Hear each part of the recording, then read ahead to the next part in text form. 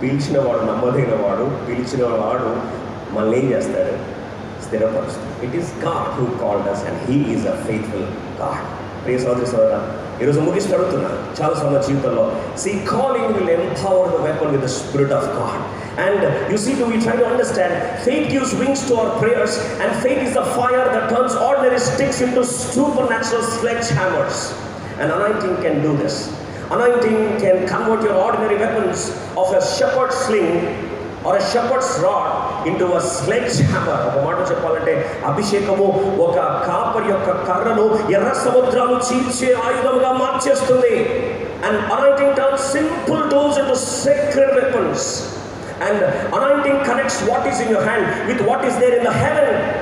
ఒక మాట చెప్పాలంటే when your stick is soaked in anointing, even dry ground will become a well.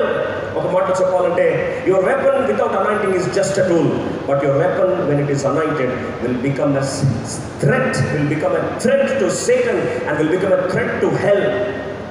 నీ ఆయుధానికి అభిషేకం జోడైతే సాతాను వెన్నులో బలుపు కొట్టాలి,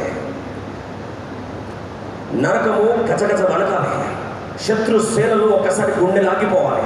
ఎప్పుడు నీ ఆయుధానికి అభిషేకము జోడైతే